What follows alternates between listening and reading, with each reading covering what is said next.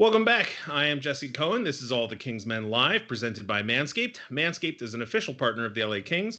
Thanks to this revolutionary company, manscaping accidents are a thing of the past. Just get yourself the Manscaped Perfect Package 3.0. Inside, you'll find products like their Lawnmower 3.0, which is advanced skin-safe technology, so this trimmer won't cut you. Everything you need to keep trimmed and smelling nice is in the Perfect Package 3.0, and you can get 20% off plus free shipping with the code KINGSMEN at manscaped.com. That's manscaped.com and use the code Kingsman. Almost Almost. got it. Joining me as she does every week, Carlin Bathe. How are you doing today, Carlin?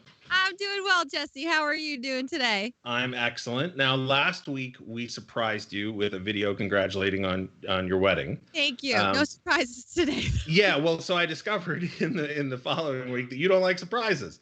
They're my worst nightmare. Might have been nice to know that beforehand. But I'm curious. You don't like surprises, but how do you feel about spoilers? Spoilers, equally hated.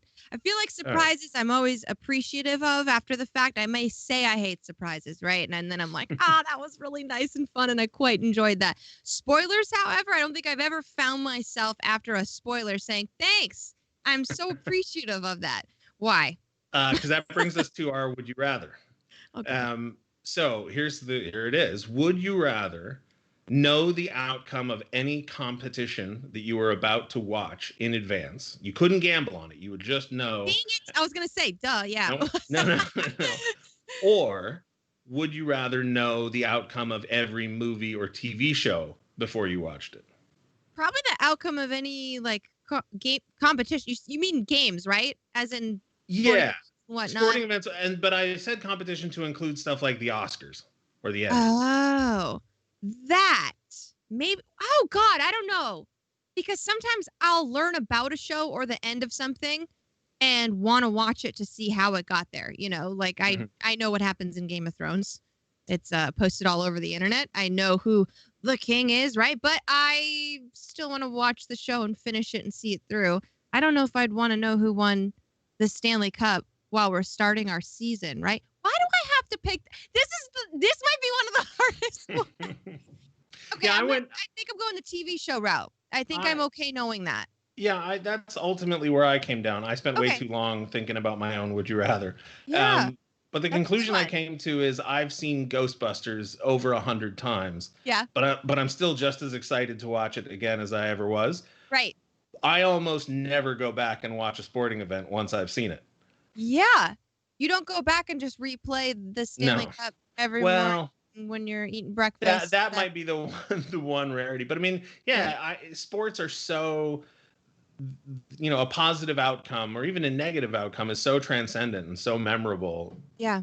With TV and movies also, but like you said, you can be told, oh, there's this incredible story and you can know the ending, but you still want to see it. And of course, a generation of people have grown up knowing that Darth Vader is Luke Skywalker's father, but they still go and watch Empire Strikes Back. Exactly. Spoilers to anybody who's not aware of those things. But yeah, so anyway, that's this week's Would You Rather. So that was a fun one. That really got my brain kind of really jumbled. I can't even speak now. It got me all messed up, that's for sure. The second place Would You Rather that I was going to go with this week was, would you rather play for the Chicago Blackhawks or the Pittsburgh Penguins over the last 10 years, given that both of them have 3 Stanley Cup wins in the recent history? But our guest, Olli Maatta, this week didn't have to answer that question. He's played for both teams. We had a chance to talk to him, and we're going to bring you that in a conversation right now. Joining us now, defenseman for your LA Kings, Olli Maatta, all the way from Finland. How are you doing today, Olli? Really good. Thanks for having me. Actually, let me stop myself. Is it Olli or Ollie? Olli's good. Olli, okay, perfect. I've heard a lot of pronunciation, but whatever goes. Excellent. Well, listen, you're acquired in a trade from Chicago. So first of all, welcome to LA, or to the Kings, I should say. You're not in LA. Not yet. Thank you. You have some exposure, though, to the Kings. An article I read talked about your exposure to Drew Doughty a few years back when you were with the London Knights. Have you kept in touch with him? Was that the last time you really had any time with him? I mean, what do you know about the Kings and the guys on the roster? Well, Doug's probably the only guy I know. I skated him a couple of summers.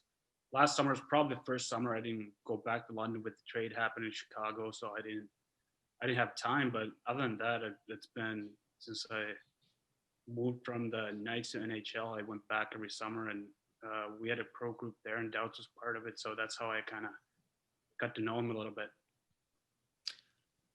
Doubts? That's a nickname, right? I guess that's what they called him there. That's fascinating. I've always heard of him as referred to as Dewey, right, Carlin? Dewey would be one of his nicknames. I've definitely heard Doubts as well, but I feel like that's not as mainstream. That's definitely within the group of guys or just kind of inside of the room, but Doubts is definitely one of them. For sure. I'm kind of embarrassed. Maybe I just made that up, huh? No. No, you definitely didn't. You definitely didn't. Speaking of nicknames, though, do you come with one? Is there something that the fans will be able to call you, or something that is familiar to you and your people that have been following your career? It's been kind of weird. Everybody's calling me by the first name. I think last year I was called by Mats or O. Usually, that's about it. Yeah. Very simple. We won't forget that one. Oh, that's very simple. There you go. I was going to say the hockey nicknaming convention is to pretty much add if you've got a guy like Doughty, whose name already has the E at the end of it, right? I guess you would ordinarily shorten it to Doughts, like Greener or something like that. Yeah. But Olli, I guess, comes with the it's E built in there already. Yeah, it's perfect. That sound is even though it ends in I, the EY or the Y sound is in there. So it's like you shorten it the opposite way. He's just now. Yeah. Yeah, I feel like it's the easiest way to make a nickname in the hockey world. You just add that Y, or you just make it end with an S. Yes. So absolutely. multiple publications stating that the expectation is that you will skate on a pair with Drew Doughty. He likes to play 25, 26, maybe even 30 minutes a night. Traditionally in your career, you've played closer to 19 minutes a game, maybe. Are you looking forward to the pressure of maybe picking up some extra minutes, playing with Doughty, seeing that extra competition? Is that something that you're excited to do?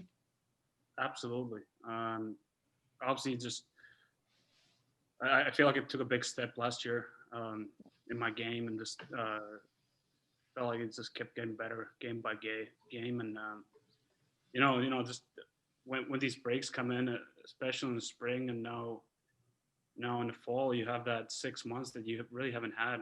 Can't remember when last in your career. I think just taking full advantage of it and make sure you're ready for that. Have you decided on a number yet coming to the team? Have you talked to any of the trainers or anything about what you're going to put on your jersey? Yeah, 6. That's not nice. really. I'm not really particular about my number, to be honest. Usually the pretty simple and smallest number that's available or something like that. Did you have a backup just in case your number 6 was not available? Well, I've been playing with 2, 3, 6. I guess I had 4 at some point in my career too. So I wasn't sure what's available. That was suggested, and that's okay with me. Very cool. So you said you want the lowest number available. That's sort of a traditional defenseman number, like you said, the 2, the 3. Now we've got Matt Roy in 3. Previously, Jake Muzzin, and then Joachim Ryan was in number 6. Is there a reason that you always like the lowest number? Was there a player that you idolized as a kid that had a low number, or is that just sort of defensemen choose the single-digit numbers? Yeah, I guess it just comes with the defenseman being a single-digit number. It just comes naturally. Obviously, Lidstrom was a big idol of mine. I love watching him play. I'm sure a lot of other guys can say the same thing. He was definitely one of the guys who's trying to always watch what he does out there. Just wanted to learn a little bit of that. Just watching games, his games, always just like kind of eyeing him, where he's at, his position, everything he does. The Kings don't have a ton of Finnish prospects or players. I'm trying to think off the top of my head. Is that something that you pay attention to, that you keep in touch with? Is there like a community within the league of guys that stay in touch and talk to each other? Well, with the national team and guys I grew up playing with, Ristolainen and Teravainen, those guys I'm close with, like keep in touch. But whenever you see somebody, obviously play against somebody, you come in and you say hi and sometimes go grab dinner and stuff. But it's tough when you're not in touch every day. You kind of kind of lose that. You don't talk to them as regularly anymore. So it's every time you see him, it's like nothing happened. And it's just like you know the guy for 10 years. Does that cross over into people that you never got to play with either? Is that something that like maybe one of your idols or something that you would keep in touch or try and talk to them as well? Like say if you ran into Timu Solani or somebody like that in Southern California, is there an automatic Finnish connection where you're like, hey man, let's chat about some things? I think there is a little bit. Just being Finnish and playing NHL, there's not so many of us. Obviously, there's more now than there was a couple of years back. But when you see somebody, you always stop in and chat about things. And I think my first year was I didn't know, obviously I didn't know that, and being 19 and kind of growing up, and then meeting guys like Timonen and Solani, and they just like talked to me like I was one of them, and that was like the coolest thing ever. I'm like, oh wow, I've been watching this guy playing for my whole life, and now he's chatting to me like I'm like his buddy. Let's talk real quick about, you mentioned playing well in Chicago. You go to the Blackhawks. The season is shortened. Obviously, we have this prolonged off season, or not off season, but pause, and then the bubble starts up, and you guys draw the Edmonton Oilers in the play-in round. And I think most people assumed that Edmonton would win, but I think most people loved the fact that you guys won. Let's just start off with what it was like playing Edmonton in a round of the playoffs that never existed before.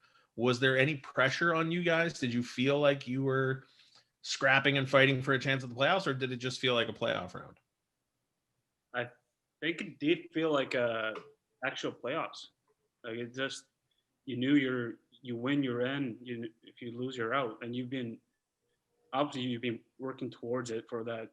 When you got to know you got the playoffs, you still keep playing the season. We got into Chicago. I think it was the beginning of July. You did a training camp for a month and almost half of 5 weeks.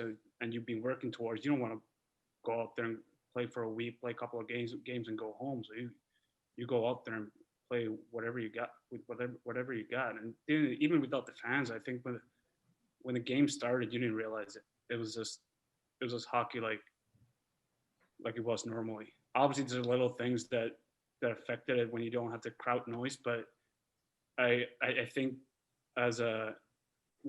emotionally it was the same. That you did everything you could to win. Do you think you were able Sorry, to? Oh, I was gonna say, do you think you were able to focus a little bit more or a little bit differently, just only having hockey in front of you inside of the bubble? Because Jesse and I were talking about your numbers before you hopped on the call here, and you had 6 points, 9 games. You're playing some of the best hockey of the season yourself. So was there a different kind of mindset just being there and only having the ability to just focus on the task at hand? It gets tough because you don't want to, in off days, you don't only want to be thinking hockey. So you kind of, at least what I like to do is just trying to get away from it for at least for a couple hours. You have your meetings, you watch a video of the other game, and then you watch a little bit of hockey. But at some point, you just want to make sure you get a little time off and don't overthink it.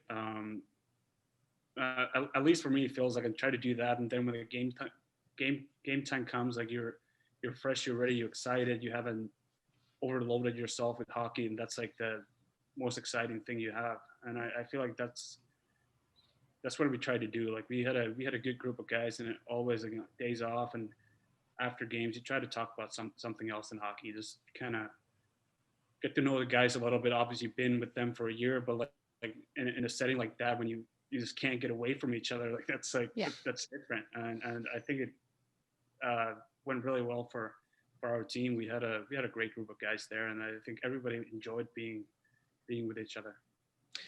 Edmonton had McDavid and Draisaitl, and obviously there was the debate of, who's going to win the MVP, which guy's more important. But I mean, Chicago wasn't hurting for superstar players either, obviously with Taves and Kane. Did you guys foster a sense of nobody believes in us, it's us against the world, that sort of thing, heading up against Edmonton? Or did you just go and play your game and trust that, if you give your best, you have a shot? I think there was a little bit of that, and knowing if that wasn't the case, we would have been out of the playoffs. If we didn't get the 2014 playoffs, that we would have been out. So we basically got another chance to get in. Um, and I think just having that to make the best out of it. We didn't think, obviously going into the series, we didn't think that we're the underdogs. We knew how good we can be and how if we play good, we can beat these guys. And I think we felt the same way against Vegas. Just came short, but I don't think at any point we felt like or we played the underdog card to ourselves. We're a pretty confident team. Going back real quick to saying, you can't be thinking about hockey all the time, and it was kind of hard to, get away with or get away from it while you're up there. What were some of the things that you all would do as a team to take your mind off everything? Were there video games? Were you, playing soccer, baseball? I know you played both of those things growing up. What were some of the big activities that you would do to just relax and take your mind off everything? I think video games. I actually can remember last time I played PS4, but in the bubble, I started probably 2-3 hours a day for the day. Which days games off. were you all playing? We played Call of Duty. That was the hot game. I don't know what's around right now. I actually haven't got the PS4 after the bubble, so it's kind of funny. But Off the top of your head, do you know your KD? oh god, gotta be like 0.5 or something. Oh, come on. Okay, so there's room to grow. There's room to grow. I don't have PS4 fingers. That's not bad though. It's not bad. Yeah, but it was fun just playing that with the guys. That you got a poker night, and sometimes just sitting in the mail room, just chatting with them. And then they had these restaurants. We could go to a couple of restaurants, getting off, taking off just change the scenery a little bit. Golf simulators, trying that a little bit. Stuff like that. I think NHL did a good job with what we had. Obviously, the situation is not easy. What you can make inside the bubble and make sure like there's no everybody's safe at the same time as and just trying to make it as good for the players as it can be. I think they did a pretty good job with that, and it was definitely different than what everybody's used to. Who's the best at Call of Duty on the team? Oh God. Who's the worst then? Probably me. I'm in there. But Deham's good. Subi and Subban and Nylander was pretty good. I think those are the guys. They always carried me, so I was happy to be on the team. Love Who's the hearing best? that. Who's the best poker player?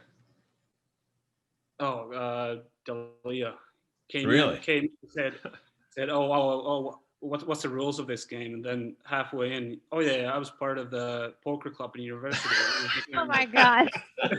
That's not even fair. That's a good poker player, I guess. Yep. They would Yeah, want to make exactly. you think that. Yeah. There you go. Well, listen, October is Hockey Fights Cancer Month, and there's no great way to transition to this topic, but we'll just sort of slide right into it. You had a pretty scary experience. Was about, 7 or 8 years ago now? Yeah. I can't remember exactly. It might be 15. 12, 15. Yeah, it was weird because like I didn't feel any different. It was the training camp physicals. They found something in my neck, a little lump, and we didn't think anything of it. It's just they just wanted to make sure that nothing was going on. And a month in, after all the testing, they came in and said, "Hey, Olli, you have a cancer. You have a thyroid cancer on your right side of the thyroid." And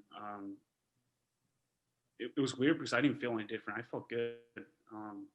I didn't feel like anything was going on, and it was pretty lucky when I think back how early they caught it with the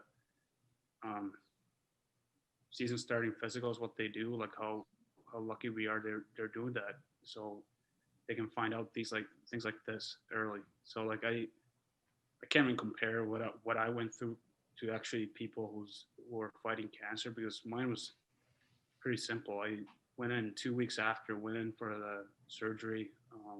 They took it out. It took me, I can't remember exactly, about 3 weeks to get back in the game. but I think mostly just what I remember how scary it was at hearing that word, because you wouldn't think of anything like that would happen to you. So I think the toughest part was just telling your, like, calling your family the first time. Like I remember thinking about it, like what I'm gonna say so they don't freak out and take the first flight to Pittsburgh right away. Right. Yeah. How do you, I mean, feel free to not answer this if you want, but I mean, how do you start that conversation?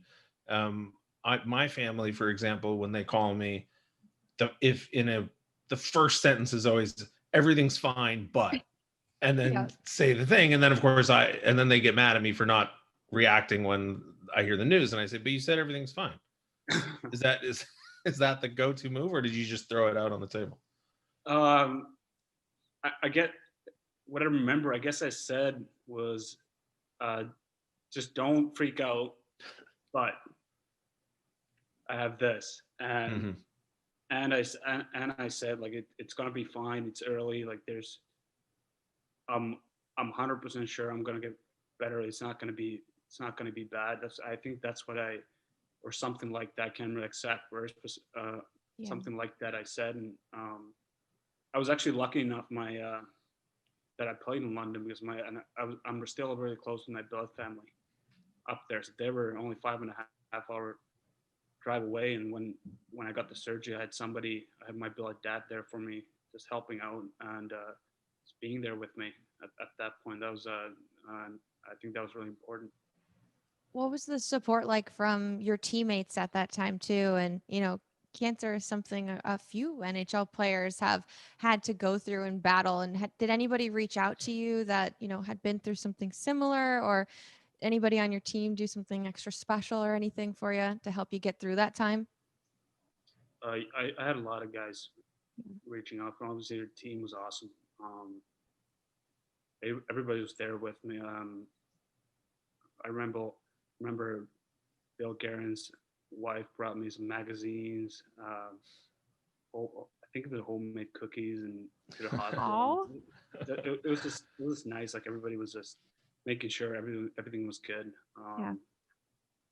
A lot of players I played with Team Finland the year before reached out. I think it was awesome to see just how close the hockey community is. It happened to you early in your career and relatively young in your life. Is this something that you now have to monitor for? Like, do you have to keep on top of it and make sure nothing comes back? So there's a 5-year period. I get the ultrasound. I think the first 2 years is every 6 months. 5-year period, you got it after every year, and just taking blood work, making sure everything's good. Obviously on a thyroid medication right now, and you get a half thyroid out. But that's about it. Right now, it's more about just making sure you take your blood work every once in a while and see everything's good. Well, there was no good way to transition into that conversation. There's no good way to transition out of it, but we didn't want to end on that note. So Chicago, Pittsburgh, and LA have combined for 8 of the previous 12 Stanley Cup wins. You were on 2 of those teams in Pittsburgh. So obviously you've had a chance to play with a tremendous number of great players and a huge number of guys with Stanley Cup rings. Now that you're coming to LA, obviously you haven't had a chance to play with Drew Doughty or Andrei Kopitar yet, but I'm going to ask you if you think Kopitar and Doughty are better than Crosby and Letang, Taves and Keith. Where do the Kings rank in that trio of Cup winners? Well, I'm gonna go around the question a little bit here. but I think when you say all those players, they definitely top of their class for the last. They've been on top of the league for the last 10 years, at least, and it's showing with the cups they won, and it's not easy, and just seeing what Taves, King, Keith, Letang, Crosby, Malkin does every day. It's pretty inspirational. Just how they take care of themselves, how they work every day. Just they're true pros, and when you see them do this stuff day to day, like you you don't question why they're so good and why they've been there. It's not easy, and they paid a price to be the top players. Given how defensively responsible a lot of the players that you just mentioned on that list are, was it helpful going up against Edmonton, a team with no defensemen and forwards that don't play defense? You can go around that question too if you want. Yeah. I just like poking fun at Edmonton. Yeah, you know what? I think we played.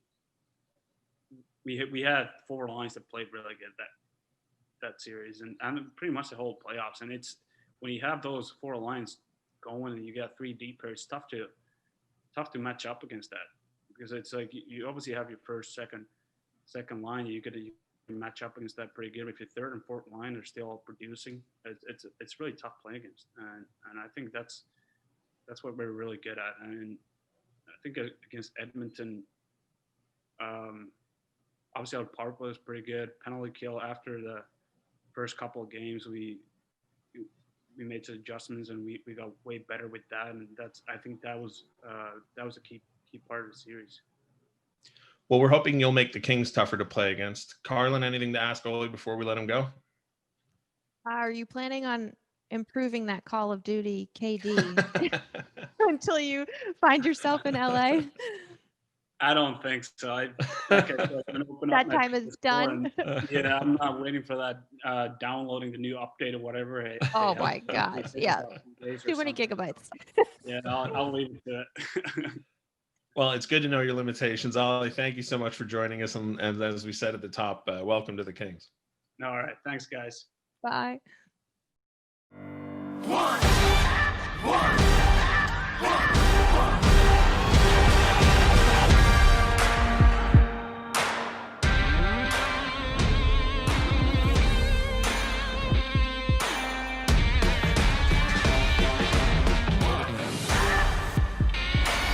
It's one all, one shot, now the future is yours. Go!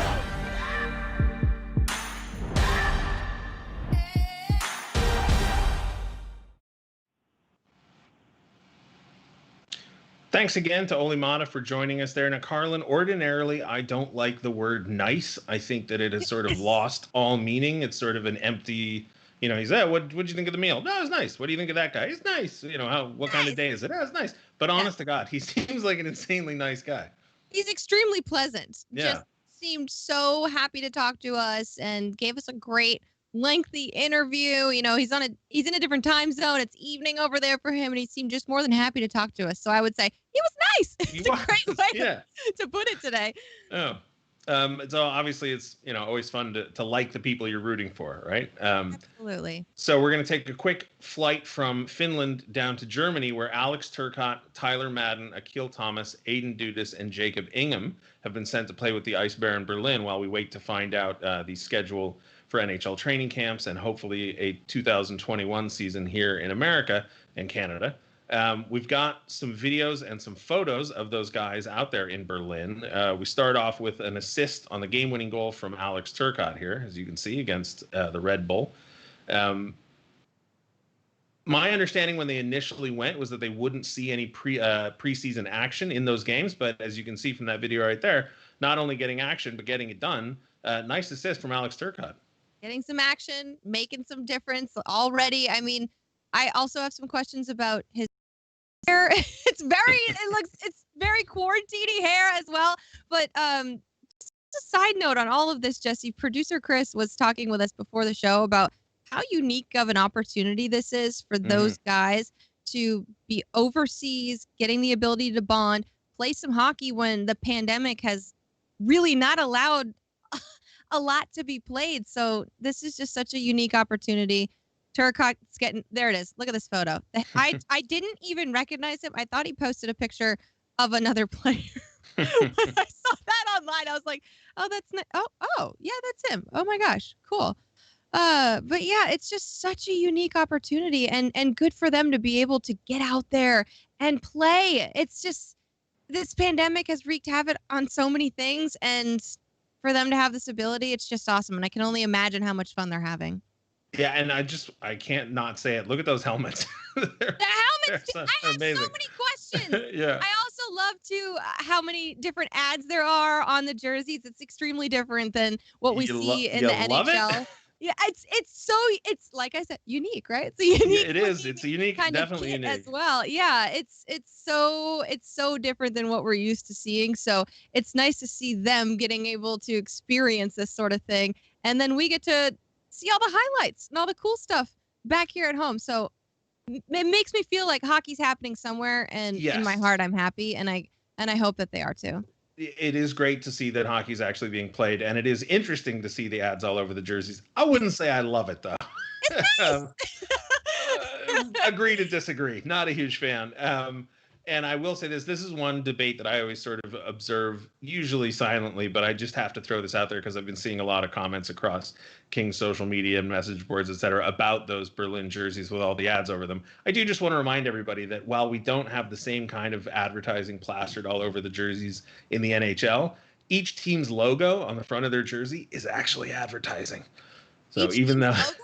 Yeah. Oh, like you mean like their own, like Yeah. their, The Yeah. Kings go out there with a Kings logo on the front of their jersey. That's advertising Yeah. for the Kings. Like, It's true. so I don't would say want that's prepping. Not even. I wouldn't call it advertising. Was it? it is though. This should have been your would you rather. That's right. Like, But good for all them. Unfortunately, I think Aiden Dudas has injured his finger in one of those preseason games. So bummer for him. I don't know how much he'll be playing. But like you said, very exciting to see that games are being played, not just in Germany or in their league, but also in Sweden and Finland, all over the globe. It gives me a lot of hope that the league will start earlier in the estimated tables than later. I hear, Bill Foley from the Vegas Golden Knights, the owner there, said that he thought it would be happening in February, but I know that the league would hope very much to get the Winter Classic played, get games in January. So fingers crossed, because it's been an awful long time since we've gotten to watch the Kings play. it really has, and we've Wait, all been way too- demonstrating large amounts of patience during this time. That's I feel right. like. That is right. I think we're going to go to the social media roundup now. Let's do it. All right, Jesse, we got a lengthy list here. We're going to start off with Quentin Byfield signing his ELC with the Los Angeles Kings. Biggest news of the week, maybe. I mean, look at this. This is so exciting for him. 3 years on pen and paper. Oh, well, on paper with pen, I should say. And everyone was tweeting about it. So congrats to him. This is such a cool kind of thing to see. And Jesse, I'm curious, how different is it now to just open up Twitter and see news like this when people used to open up the newspaper and see, front page of the sports, whomever signing this, photo of them doing that. How crazy is it that it's just instantaneously on social media now and everyone knows this news and gets to celebrate it together? I mean, social media has its downside, and I think we've spent a lot of time, we collectively, society, focusing on that. But I gotta say, and I will hammer this point till there's no breath left in my body. I have two little sisters who were born in 97 and 2004. I should know that. Sorry, Cassie. But anyway, I will constantly try and remind them and point out to them, and I'm sure people will get tired of this, but there's silver in my beard, so I get to do it. The world before the internet and before social media was a nightmare if you were a hockey fan in Southern California. I used to read the LA Times sports page cover to cover, desperate for 2 sentences in an article about the Lakers that might actually reference the Kings. If you wanted to know who the NHL point leader was, you had to wait for the LA Times to print the scoring leaderboard, and it would be, on the 3rd page of stats in tiny, tiny print. And now I can wake up, pull out my phone, and boom, you find out before it happens, right? And with Byfield signing his ELC, it's an inevitable thing that has to happen in order for him to play and hopefully become a star. But it's like packing for a trip, right? There is no trip before you pack. So even though the packing may not be news, it's the first step. So hopefully, we can look back on this and go, yeah, that was the day that Quentin Byfield officially became a King. Absolutely. Next up, we've got Edwin Rios from the Dodgers here, strolling into game 2, repping his Kings FaZe Clan collab tee and looking fly. I mean, this is so cool. It just, when you see people from other teams, other sports, especially in the city that you share with them, I mean, how special is that to just be like, oh, that's a nice little nod to the Kings. Look at that. Well, I can't pull off calling somebody fly, but I'm glad that you can. For you. And that was before game 2. Unfortunately, the Dodgers lost. They were tied 1-1 at the time of this taping. Obviously, we're all rooting for the Dodgers. And if they win, it'll be the first time in 32 years that LA has multiple champions in the same year. So obviously, and last time it was 88 with the Lakers and Dodgers. Last time it's happened in North American sports was 2009, Pittsburgh with the Steelers and Penguins. So obviously, we're hoping LA retakes that crown. Go Dodgers. And if it goes the other way, then another, Yeah, Tampa and Tampa. Yep. But I won't say that. So anyway, hopefully that T-shirt can reverse the curse and maybe become a good luck T-shirt for another game day. Or That's right. I don't know, but I hope he doesn't get rid of it because of what happened in game 2. Next up, we've got Jared Anderson-Dolan doing Pilates, showing how much core strength it takes. This is at a facility in Calgary, the Hockey Performance and Recovery Facility. And can you do that? I don't know if I could do. I can't even think about doing that. That's a lot of core strength, which as a hockey player is just as important as any other type of, I guess, ability that you need, right? Like that is just so crucial to playing the game of hockey, and what a great way to get some core exercise in. Yeah, I mentioned at the start of the social media roundup the way that the sort of news distribution cycle has changed. The other thing that's changed is obviously the amount of attention and detail athletes put into their fitness now.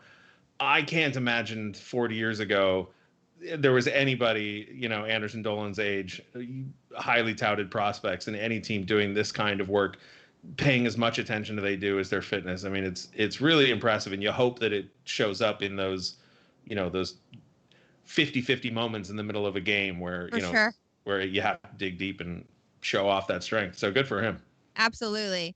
Next up, we've got Blake Bolden, LA Kings scout. She's tweeting in support of Girls Hockey Weekend in North America and is just posting this awesome photo. This girl's got some new goalie gear. Everybody loves fresh new gear. That's amazing that she's out there and supporting this, and so awesome seeing all the tweets throughout the weekend. And LA Kings PR actually tweeted about the Kings committing $20,000 to the Power Project, which is an organization focused on providing guidance to girls from underserved communities. So it was a big weekend for Girls Hockey Weekend in North America, Jesse, and so cool to see Blake out there supporting. And she actually is going to be working with the Power Project, started working with them over the summer. So it'll be nice to see how she kind of develops her role within the Power Project and what more of a difference she can make than what's already happening. It's just going to be awesome to see, and I'm super excited for it. I know the next entry in the social media roundup is sort of linked, so I'm going to hold my thoughts till we see both of those. Oh, yeah. Let's just pile on the love here for Girls Hockey Weekend in North America with Secret. The Professional Women's Hockey Players Association actually tweeted and announced that Secret donated $1 million to fund their Dream Gap Tour in 2021. And it was one of the biggest, if not the biggest, donations that a company had made to something like this for women's hockey. And the Dream Gap Tour sounds so freaking cool, Jesse. We're going to have to catch one of these showcases. It's 125 of the top players in this sport, and they're playing 6 showcase events and competing for the first ever Secret Cup. So this is literally going to be the coolest thing in 2021. If I'm being real here, like, this is so freaking cool to look forward to, and something that we're definitely going to have to catch live if possible. And just all around awesome, great news coming out of this weekend celebrating women's hockey. I tend to use hockey as a filter through which I experience the rest of the world and like normal, human emotions. When I was younger, I had a very standoffish attitude when I would hear conversations about growing the game. Yeah. And my attitude was always, listen, as long as I can get 70-something games on Fox Sports West, as long as I can watch the LA Kings play their games, why do I care about growing the game or people that can't? I would just say, why do I care? Like, it's not that I had a negative reaction to it. I just, why do I care? Why do I care? Why do I care? And the older I've gotten and the more I look back and realize that whether it was the Gretzky trade to LA or Jack Kent Cook or Bruce McNall, I can't remember which one of them it was that first had the idea to put games on cable and to start literally growing the game. Without those things, I wouldn't enjoy watching the Kings, on TV, or now live in person.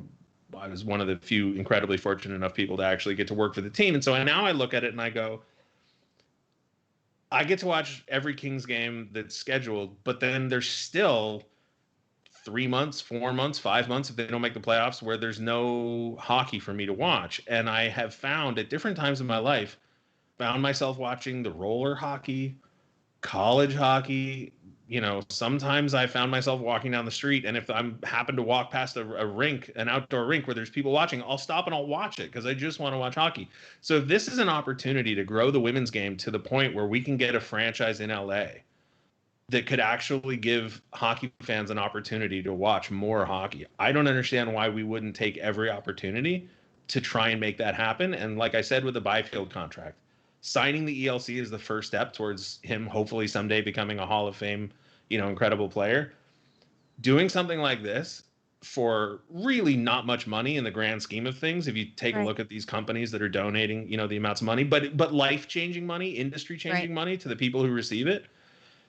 I mean, like I said, I think it's kind of a shame that it's taken us this long to get there, and I really hope it pays off. I mean, more hockey for everybody. It should be the goal, and I'm annoyed that it took me this late in my life to get to that point. So good for everybody. I agree with you, Jesse. Good for everybody on this one. And what you were just talking about with what Secret is doing this next year, paired with the Power Project, thinking of two things like that kind of working cohesively with one another. It's planting the seeds to keep the grass growing. You have to water it. And it's just when you put the money behind something, you'll see the return. And I feel like this is only going to create more hockey fans and keep this sport alive and thriving and continue to grow it. And it's just so important. So I'm glad, like you said, people are seeing the importance of this. And I have no doubt it's going to create so many opportunities for the women who play the game at that highest level already, and for the young girls who are just looking up to these women and going, oh, wait, what? I can do that in my future? Heck yeah, that's so awesome. It's just a win-win for everybody in this sport. Absolutely. And I mean, I don't want to start giving away other people's money, but could you imagine if every professional athlete gave up 0.5% of their annual salary and sort of passed it on down to benefit, to grow the game? I mean, anyway, like I said, I don't want to give away other people's money, but I think that's Tune in next week. That's right. Where we have ways a spreadsheet full of everybody's money and where it should go, and how we keep growing the game. Yeah. That's all I had for this week's social media roundup, Jesse. It was so lengthy, I had to bring out the notebook. Yeah, no worries. So that's going to bring us to our last topic. And listen, in my life, Carlin, I have voted. I don't even know how many elections there have been, but I voted in a number of them. And every time I go to vote, it's either a library, an elementary school, a local convention center. It's these public spaces that we all know and are familiar with. Now you have the opportunity to vote at Staples Center, which I'm assuming this is a once in a lifetime opportunity. I don't know what the next chance will look like, but you can go to lakings.com/vote. This is pretty cool. I think I might actually make the trek and do it. Well, especially if you've been missing Staples Center as much as some of these Kings fans who are watching right now. This is a great way. If you're a resident in Los Angeles County, if you're registered to vote, even if you're not registered to vote, you can complete your registration on site at Staples Center. And I mean, if you were looking for a library or, like you said, different places to go, a parking lot and whatnot, I think this is the coolest option here. So the website you mentioned, lakings.com/vote, has everything you would need in terms of information. It's got dates, it's got times, it's got days of the week that it's open. It opens up starting on October 24th. It goes all the way to November 3rd. Putting all my numbers here together because this is so exciting. And it's going to serve as a drop-off ballot location as well. So say you just want to stop by and say what's up to Staples Center, you can also bring in your mail-in ballot, and there is a secured location there to place in your mail-in ballot and also take care of business that way. So it's an incredible opportunity. The Kings have partnered up alongside the Lakers and the Sparks, who I like to refer to as the roommates of Staples Center. All the roommates are getting together and making this quite the experience for people who love these teams and people who live in this county and I don't know, want to put like a cool spin on a really important election year. So I think that's freaking awesome. I'm a resident of Orange County, and I'm very Nobody's jealous. perfect. Oh, no. I'm very, very jealous of everybody that could get to do this. So please do this if you have the ability to do it. Jesse, will you do this, please, and send me photos? I guess you could send me photos. It's against the law, but like send me like the sign, Well, take a I'm pic not of the going to sign. send you a photo of my ballot, Don't but I'll send you a picture of me waving and saying I'm here voting at Staples Center. Love and that. and Yes. I think Kings fans, if you do the same, go ahead and do it. Tag the Kings, tag Carlin, tag me if you want. Yes, And let's see it. should be We fun. miss it. We miss That's Staples right. Center. We don't miss this though, because we will be back next week. So big thanks to you, Carlin, for joining us. Thanks to Olli Maatta. Thanks to producer Jesse. Chris and everybody behind the scenes at the Kings for making this happen. And as always, thanks to everybody for watching, whether it was on Facebook, YouTube, Twitch, or on Twitter. Thanks for watching us. We'll see you next week.